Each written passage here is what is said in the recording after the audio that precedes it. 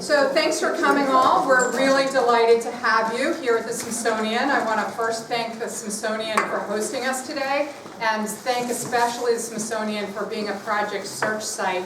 It's really tremendous the work that you're doing, and I'm really grateful to your hospitality to being an inclusive employer of people with disabilities. It's really greatly appreciated, really because it's a great value for the taxpayers to be able, at an amazing cultural institution, to also be able to enable young people to get their hopes and dreams realized by being able to achieve the American dream. And additionally, frankly, to be a great value to taxpayers, because the individuals that are served by this program, by and large, are individuals who without this program would by and large be on benefits their whole life. So this is a program that really saves an extraordinary amount of money for taxpayers while doing profound human good for the individuals in the program, and frankly doing quite a lot for the employers who are the beneficiaries of their talents. I'm really delighted that Erin Riley came in today from Ohio. She is the brainchild of this tremendous program, which is in hundreds of places around the country. But in my opinion, having studied different kinds of transition to work opportunities, this is the best program in America, and the number of people that they are serving, currently about 2,700, is only a tiny percentage of the number of people that need this service. And frankly, it represents an opportunity for massive savings of tax dollars. So I wanted to really have her come in and talk a little bit about the program, and additionally for you to see the program firsthand, and then for you to be able to ask questions all in a short period of time, because we know how busy each of you are. So Erin, let me turn it over to you on behalf of Respectability. Again, we're a nonprofit organization working to empower people with disabilities to achieve the American dream. Thank you, Erin, for being here today. Thank you, Jennifer. It would help me just to know who the guests are, if we could do really quick introductions. And I'll start with you. Okay. Hi everybody, I'm Catherine. I'm a legislative assistant for Congressman Chris Smith. I'm David Stapleton. I'm the Director of Mathematics at Center for Studying Disability Policy. Beth Zebra, Director of the Smithsonian Accessibility Program and Project Services under our program. Ed Long, Vice President, Vance Goig Associates, and Consultant for National Association of Councils of Developers. I'm Victoria Rocha. I'm the Deputy Director of Government Relations for Best Buddies, and we use Project Search at many of our, in many of our states. Yes. Helena Baclow, Senior Legislative Assistant with Congresswoman Tammy Duckworth. Brad Jacklin. I'm here with the Ruish Family Foundation, though I'm the Executive Director of the Congressional LGBT Equality Caucus. I'm Julie Ritter, and I do transitional services for Youth Directions Program and through the Ruish Foundation. Excellent. I'm Pilar. I'm with Respectability. Sure. We'll just go real quickly around the rest of the room. I'm from Maryland University. I'm a public policy student. Hi, I'm the newest fellow at Respectability. I'm excited to work for you. Hi, my name is Owen Chong, and I'm with Respectability. Garrett Patterson, I'm with Respectability as well. Blue Merrick, I'm the education partner for the Project Search Smithsonian program. I'm Philip Piccolo, Office of Government Relations for the Smithsonian. James Evans, I'm one of the coaches here at Project Search Smithsonian. Steve Blanks with the vocational side of the Project Search Smithsonian team. And I'm Erin Riley, and I'm the founder and director of Project Search, and thank you so much for coming. I'm going to just talk about our model real quickly.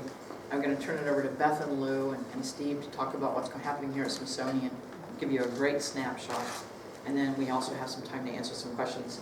I'm a nurse, actually, by profession. I used to run the emergency department at Cincinnati Children's Hospital. It's the largest pediatric emergency department in the world. And never really gave a single thought to a person with a disability. Never invited anyone to my house. Had you asked me what a person with a disability could do, I could say, I know they can bag groceries, and I know they can bring in carts from the parking lot. And that's really about it. They can wipe off tables. And it's not that I'm a bad person. It's not that I have low expectations, because in reality I don't. It's that it's all I ever saw people with disabilities do in our society. And one day I was sitting in my office, I looked out in the waiting area, and I was struck by the fact that many of the people sitting in our waiting area were people with disabilities. So I went to our chief financial officer and I said, I'm totally curious, how much money as a business do we make by serving people with disabilities? Well, it's huge.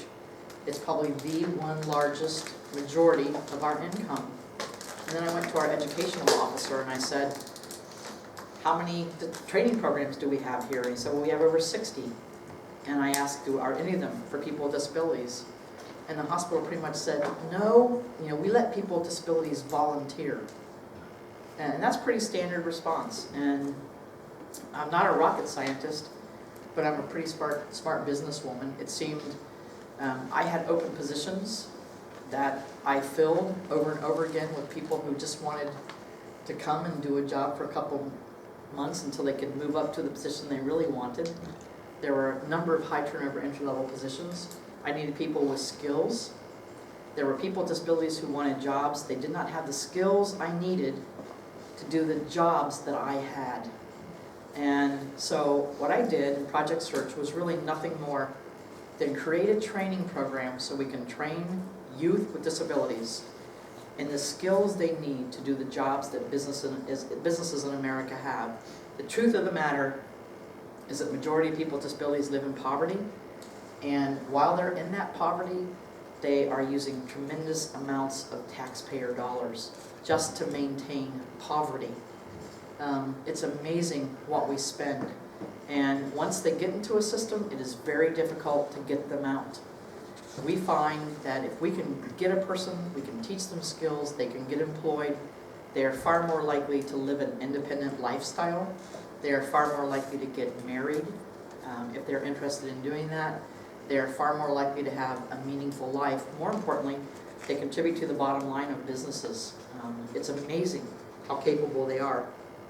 So, current state, more than 9 million working age Americans with disabilities survive on benefits. They cost taxpayers billions, and the people who are surviving on those benefits aren't doing well. They're not working for either group. The employment gap between people with and without disabilities continues to expand. Despite all the money thrown at disability programming, it's gotten worse actually in terms of employment. Social Security Disability Trust Fund will exhaust its fund in 2016. Most young Americans with disabilities actually want to work. They lack the skills to get a job, which they want. And we're a promising practice, or at least I hope you'll think we are as soon as after you hear this. So here's our philosophy. We are very, very business-like. This is not a charitable or a philanthropic program. We don't believe in it. It's been done too long. It's nothing more than patronizing, and it causes people with disabilities to suffer from low expectations. But we believe that people with disabilities have the right to choose a path toward education and employment. However, while freedom of choice is given, the right to work is earned. And earning the right to work is dependent upon preparation. So in a nutshell, we believe that people with disabilities can be incredibly capable, but just like the rest of us, they have to learn skills.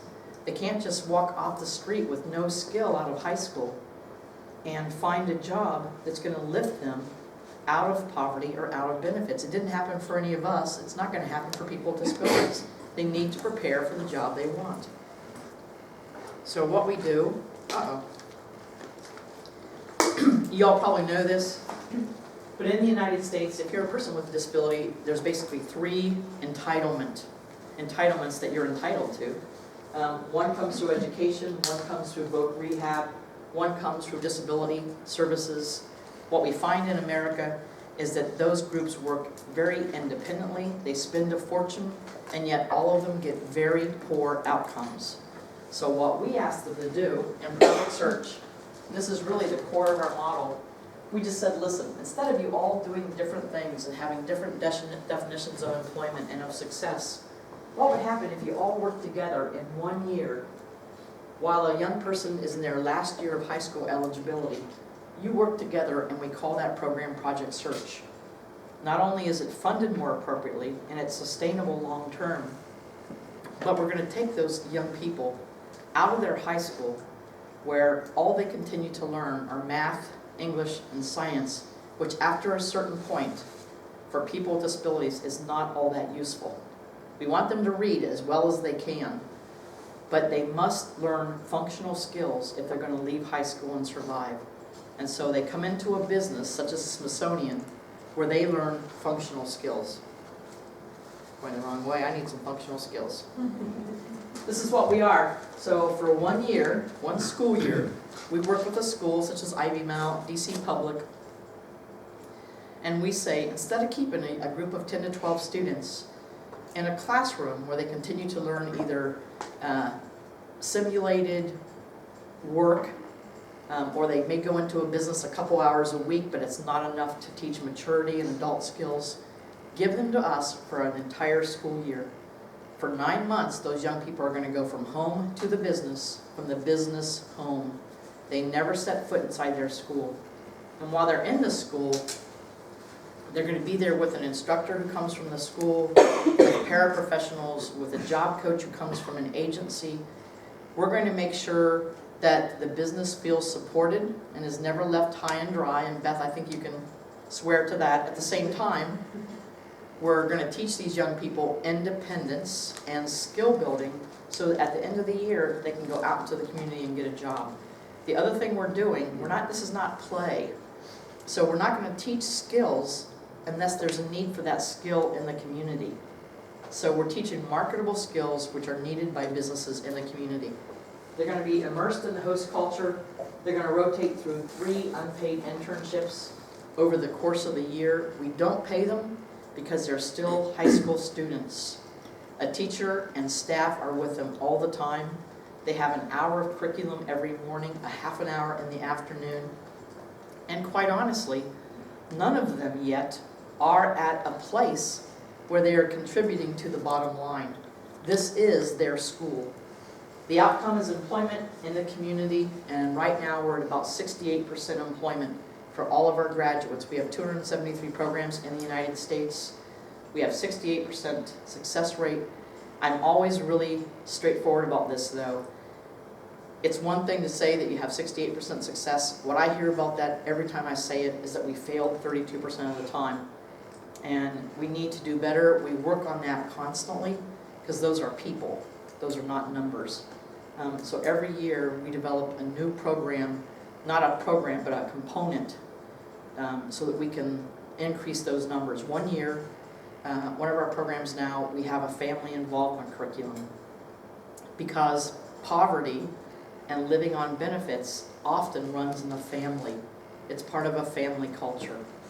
And so we bring our families in and we have a family curriculum and we talk to them about the fact that their young person is going to be much better off if they work for a living, have benefits offered by the employer versus by the government.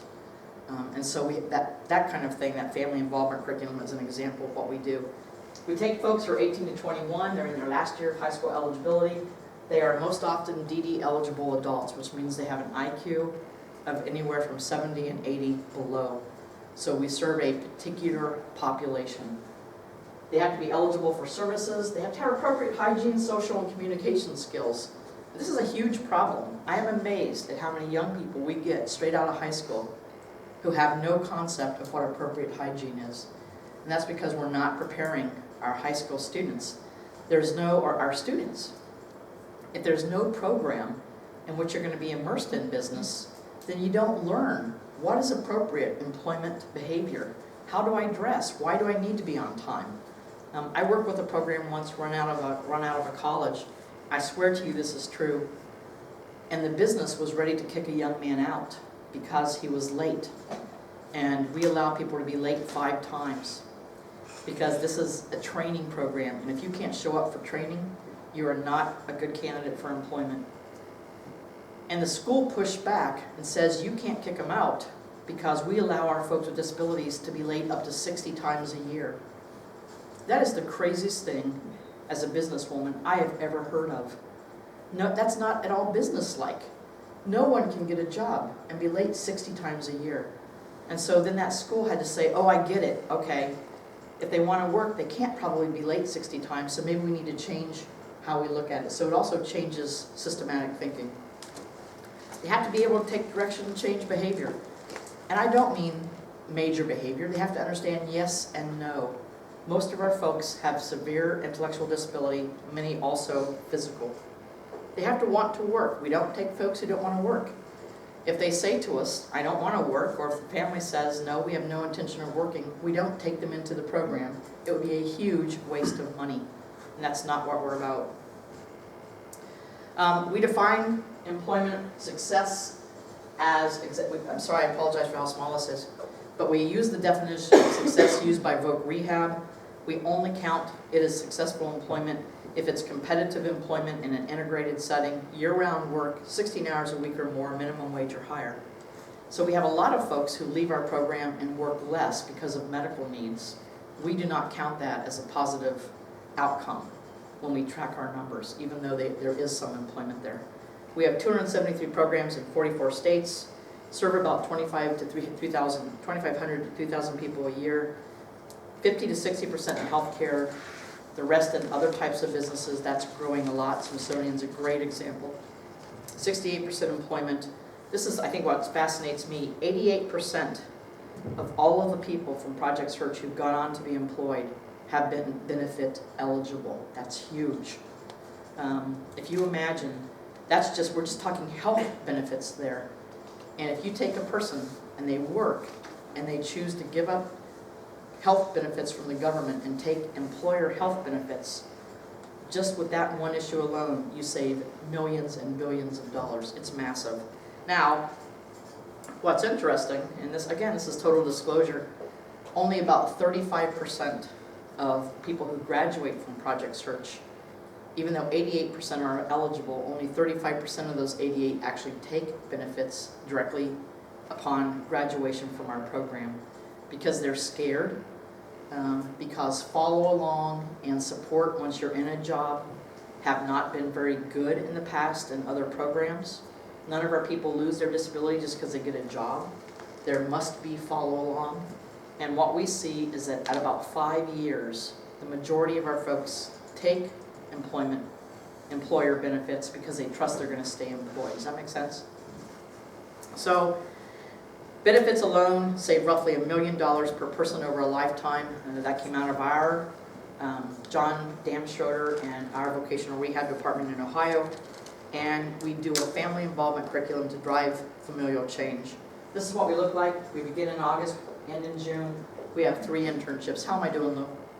Okay. Basically, we look like this. Our young people come in the morning. All the time I hear, well, Project Search is segregated. Well, no, we're not. We couldn't be further from the truth. Our young people come in the morning. They do spend an hour in a classroom with a teacher and with job coaches, but they're learning employability skills. Why at the Smithsonian do you walk on the right side of the hall? Why do you let guests get on the elevator before you get on, or you let people get off before you get on? What's the appropriate dress code for the Smithsonian? How do you interact with customers? So we teach employability skills these young people can use. After that, they all go out to individual departments where they're doing an internship. And the whole goal is to teach skills and independence, and to teach the business exactly just how capable our young people are.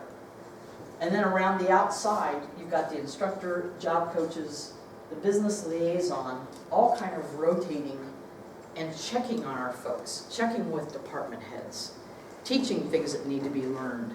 So it's a very good system. We don't smother, we build independence, but at the same time, we're a safety net for the business. Teach them marketable skills. There's no room anymore to waste people's time, disability or not. And I can't even tell you how many times I go into a program and they have young people making folders or cleaning toys that no one gets paid to clean or stuffing envelopes. Those jobs don't exist in America anymore. No one pays to do them. That is wasting training dollars and preparing folks for a life of nothing. So we teach marketable skills. I'm going to stop here. We focus really, intensely on quality and productivity. That's also very different for most disability programs. And I'll just give you a really good example. We evaluate our students every single day. They evaluate themselves. And we constantly talk about quality. And the way we do it, we have our teachers bake chocolate chip cookies. And we ask them to burn some, to make some look a little bit odd, and to have some that are chocolate chip cookies like you'd expect. We talk about the fact every day that, yeah, in fact, these are all chocolate chip cookies. Are they all chocolate chip cookies you would want to eat? Are they all correct? No, they're not. So, and sometimes that has not been taught to young people with disabilities. It's kind of like a chocolate chip cookie is a chocolate chip cookie. I showed up, I did something, therefore I'm great. That's not true. That's not the real world. So we focus every day on productivity and quality. I'm going to stop there. We raise expectations, and I'm going to turn it over to Lou and her team, and Beth as the employer, as the Smithsonian, to talk about what they're doing here, how this has happened at Smithsonian, what it's meant for them and for the students. Yeah, let's start off. So to just remind you, I'm Beth Zeebart, the director of the Accessibility Program here at the Smithsonian. And when we brought the idea of Project Search to the undersecretaries at the Smithsonian, what we said to them is we want to make a smart business decision. We want to be able to increase the number of people with disabilities in the workforce at the Smithsonian, which was, not a great number. And so we needed to work on that. In Project Search, we felt very comfortable with